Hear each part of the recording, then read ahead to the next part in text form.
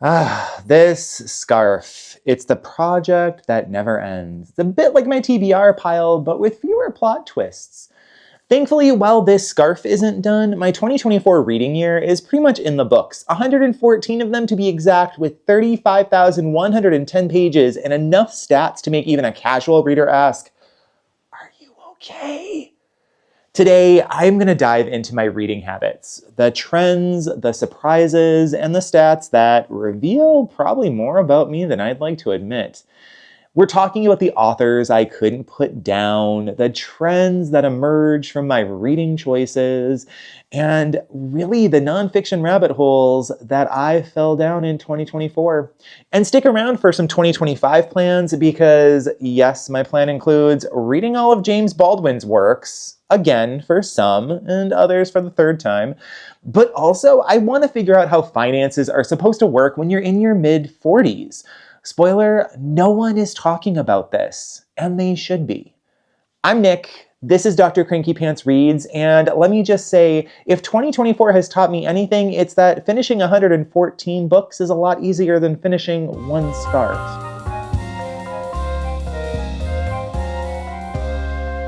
No, the scarf is not done yet, but I have made progress. I mean, look at this.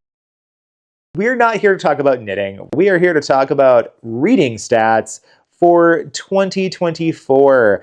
I have pulled my reading stats from the StoryGraph, where I have about 3 years of reading and listening to audiobooks logged. And I have a link in the description if you want to be my friend there on the StoryGraph. I do want to caution that I have used the StoryGraph very selfishly. It is a space where I have been tracking the titles that I either read or I listen to. And so when I'm saying that I read 114 books this past year, I've experienced 114 books. Some of them I listened to, others I read. I read more than I listened to, but I don't have data on that because literally I have used StoryGraph in the past to simply check a title, add it, and go forward. If you friend me on StoryGraph, just know that's the kind of chaos that you're getting into. That's how I use it. I tried to be a little bit better when I started this channel. I even wrote a couple of reviews because I don't normally rate the review on StoryGraph. I normally, have some notes in my phone, and that's about as far as I go. But I tried to start back in early October, and it just got away from me. Come be my friend on the StoryGraph. Just know that you're getting into some chaotic energy. I'm going to let you know about my methodology for this because the year is not over yet, right?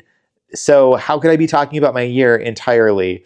I have been looking at my year as defined by December 1st, 2023 through November 30th, 2024. So I technically am looking at an entire year, not talking about this December. Let's talk some numbers. I have experienced 114 books this year, either through reading the physical version or through listening to them on audiobooks. And I'm really actually happy with that number because the previous year, my number was 200 plus, which felt exhausting. So why? I am not Rory Gilmore standing outside of Harvard Library having an existential crisis about how she's never going to be able to read everything in that library. That is not who I am. I have a therapist. Phyllis, what are you doing? What are you doing, sweet girl? Hold. Do you want to come say hi? Come say hi. Oh. So the previous year, I had read over 200 books, and by the end of it, I was so burnt out that I just couldn't anymore. Like, I took a break. Oh, hi. You have been ignoring me all day. Why are you doing this now? I only read 3 books last December. That was it. That was all I read. This year, much more relaxed schedule. And there are still some dips and such. For instance, in September, I had my best month. I read 21 books. I finished those books in September. My July and August were abysmal. I read 3 books in July, 4 books in August. And part of that is because I was teaching at that point in time. I teach an online version of children's literature, and that takes up a lot of time, responding to students' work, etc. I also had some personal stuff happening at that time that just stretched my bandwidth. I started a lot of books during those 2 months, and the reason that you see so many books being read in September is because I was finishing up the books that I had started in the summer, and they got logged as finished in September. Majority of my books are medium paced. I did have some fast reads. 17% of them were fast paced, and then 21% of them were slow, which I do appreciate a good slow book as long as it's not too slow. I'm a big literary fiction guy, but I also enjoy mysteries as well as the occasional fantasy book, which is not surprising at all. So let's get into some more qualitative data, shall we? In terms of authors, I was really surprised that there wasn't really any one author that I binged this year.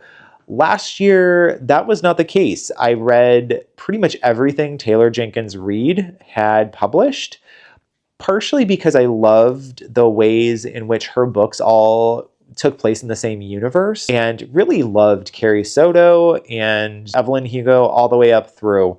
TJ Klune was another one who I had read Under the Whispering Door and The House by the Cerulean Sea and The Life in the Time of Puppets.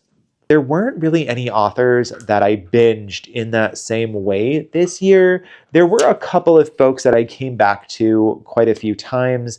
Elly Griffiths is one such author. I really love her Ruth Galloway mysteries. This year I picked up 3 of them and made some progress through that series. I need to pick up some more of them. I do have one, I think, on my January TBR pick. It's like Rivers of London. I mentioned in my TBR top 12 picks for 12 months. Phyllis has decided now is time to play with her toy. So apologies if you're hearing that. The other author that I read a lot this year was Rex Ogle. His memoirs are middle grades novels. Maybe the last one is more of a YA. But what he's been doing is telling the story of what it was like for him growing up with fairly abusive parents. In Free Lunch, it's more about his financial precariousness, and then moves into, in the book Punching Bag, the actual physical violence that he had to endure while living with his parents. And then the last book, Road Home, was his experience after coming out to his father and being kicked out of the house and being homeless, which all of them were heartbreaking. I remember listening to the last one in a charging station in a Sam's Club parking lot and just crying because of the way that book was structured, and Rex's voice as he's trying to make sense of what is happening to him and not lose his humanity. Even though you know that for Rex, everything turns out okay, you know that for so many in similar situations, it doesn't turn out okay.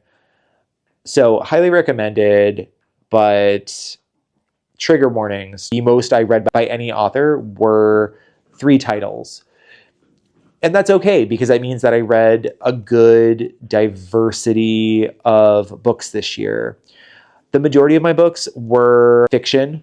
One of the things that I tried to do and succeeded was read more informational texts, whether they were, psychology or memoir or biography. I wanted to up that number. I'd hovered around 15% of whatever I was reading as being informational or nonfiction. And this year I'm at right about 25%, which doesn't seem like a huge increase, but if we think about the total number overall, that's still about 28 in nonfiction books across the year. So overall, I'm pretty happy with what I've been able to do this year in 2024 and that last month of 2023. I've avoided doing like a best of or my favorites video, which in retrospect might have been a mistake.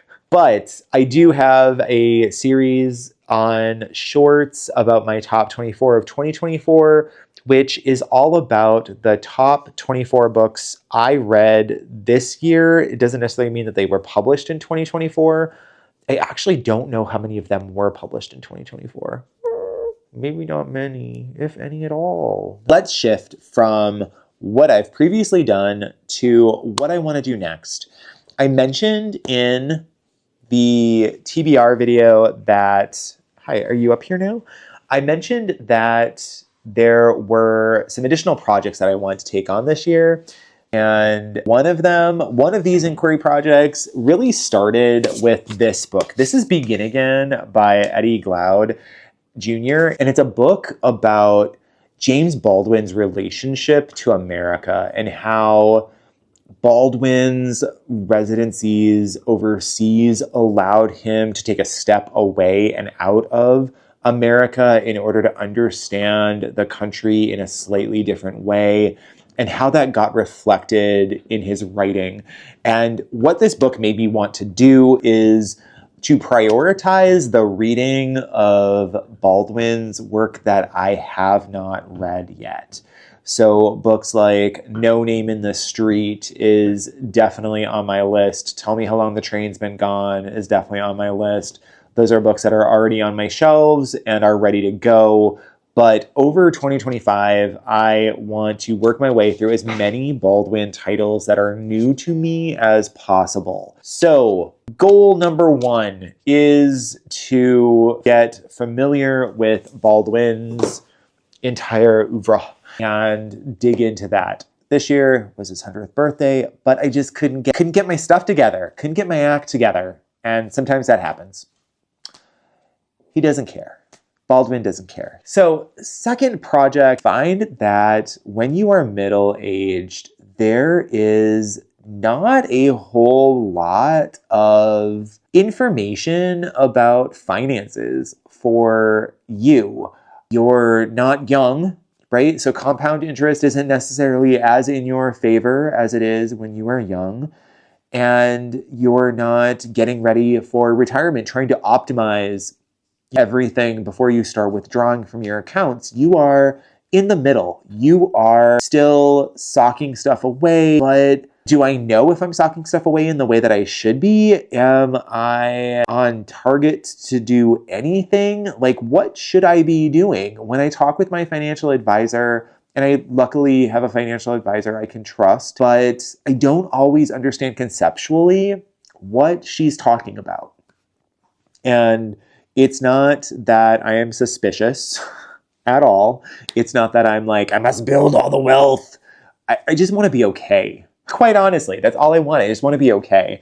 In order to quell some of that anxiety that I'm having around, am I going to be okay? I want to make sure that I have the appropriate knowledge to make the best possible choices based upon where I am in my life. I was talking to an economics professor on campus about this project, about what I was hoping to do this coming year. And they were like, oh, you need to read this book. This is Burton Malkiel's A Random Walk Down Wall Street, the best investment guide that money can buy. This is a classic. This came out in 1973, and it's one of the few books where this cover doesn't give me the ick. There are certain finance books that give me the ick, and I don't want to partake in them. But this one, I feel like, is going to give me some good information. It's not specifically for middle age, but I think I can maybe adapt some of that information. I've got a list of other titles, but I happened to find this one at the library, and I'm interested in doing a quick perusal. Age Proof, Living Longer Without Running Out of Money. I would like to do that. Or Breaking a Hip. I would also like to avoid that. Maybe I do worry a little bit. Dr. Oz wrote the foreword. Hi. I have some questions there. However, there could be some good information in this. So look forward to some James Baldwin titles sprinkled across my monthly wrap-ups, as well as some books on finance. I'll share what I learn as long as you understand it's not investment advice. I don't know what I'm doing. That's half the reason why I'm reading the titles. I'm excited to dig in. In our next video, I am going to be wrapping up my month of December. Remember that in December of 2023, I read a total of 3 books, and I'm happy to report that this month is not going to be the same. If you are celebrating, whatever you're celebrating, I hope you're having a good time. I appreciate you, and I will see you in the next one. Bye.